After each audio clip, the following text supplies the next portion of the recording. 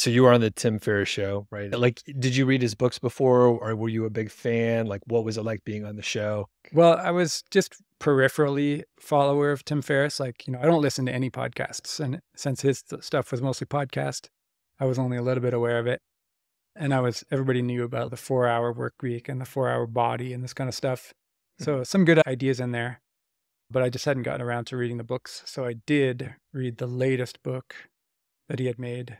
I forget what it was called, but 4-Hour Chef. yeah, which was about a lot of stuff besides just that. Or maybe it's Tools of Titans had come out before I went on the interview. So I read that one as well. Anyway, it was cool. It was good to be caught up on it. And then as for the experience, it's just like going on any other podcast. Like you're just talking to a person and it usually ends up pretty nice. Like you get in a conversation, you don't even realize how much time is passing. And it was great. He asked great questions.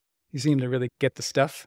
And it also led to, but the most remarkable part to me was just how many people the ideas struck. I'm still hearing from people now, like including my own doctor, for example, that I am now a subscriber to his direct care practice. Like I was sitting there at the patient interview where he's deciding if you can join the practice. And he's like, I just got to be transparent here. I'm a big fan of you ever since the Tim Ferriss podcast. I'm like, what? Like, that's super weird for your doctor to say that.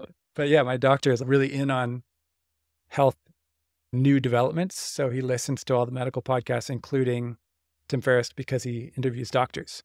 Okay. So that was a bunch of weird stuff like that has happened. Some that I can't even mention because it would be revealing too much, but just interesting connections out in the world that have come from that.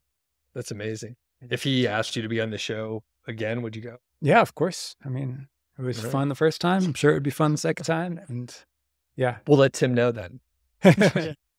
If you want to check out the full interview, follow the link in the description. And thanks for checking it out.